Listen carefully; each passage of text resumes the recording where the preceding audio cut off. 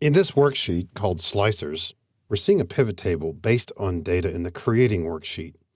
And there are times when you're viewing a pivot table that you don't want to see all the field entries. For example, we may not want to see the sales data for some of our salespersons here. A standard way to not see them is to click the drop arrow for the field, and then in the filtered list below, uncheck the boxes next to the names we don't want to see. So we're going to uncheck the box for Emily Leone here, and a bit later, John Lucas, and there's one other one that we don't want to see for the moment.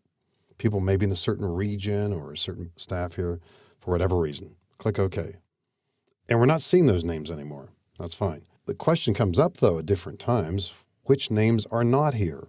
And we don't necessarily know that by viewing the list unless we know these names really, really well.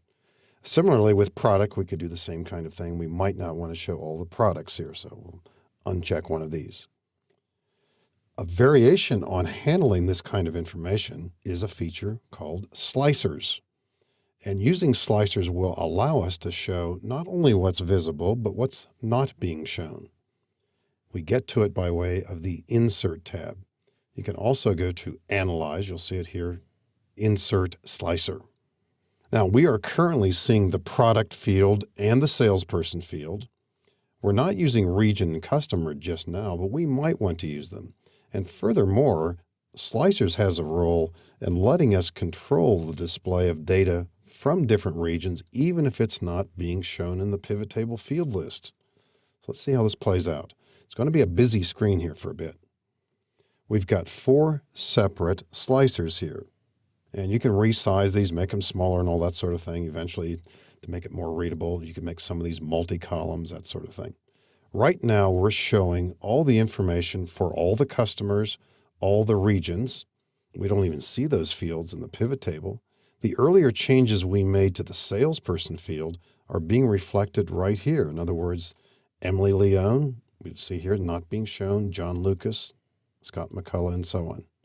This reminds us which entries are not being shown too, and we can make the list larger to see it completely this way too if we wish. Even though we're not using customer in the actual pivot table, maybe someone has asked us in our presentation here, could we show this information, this pivot table, with just the detail from Home Emporium and Home USA? If we click Home Emporium, we're only seeing the data from Home Emporium. If we also want to see the data from Home USA, we'll be holding down the Control key and click that. So we have the ability to select these in different ways. And again, the huge advantage we have now over using the arrows as we saw earlier on these fields is that we have a pretty complete picture of not only what is being shown, but what is not being shown. And also, when you have the time, you may want to spend a little bit of time redisplaying these. And when you do click one of the slicer entries, for example, this one, recognize that there's a slicer tools ribbon and there are some options here. And for example, something you might want to do with salesperson is make it be 2 columns. That might make it easier to read if you make it wider and not so tall, that sort of thing. And there are other things you can do with them too, design-wise, spending a lot of time redesigning them if you wish.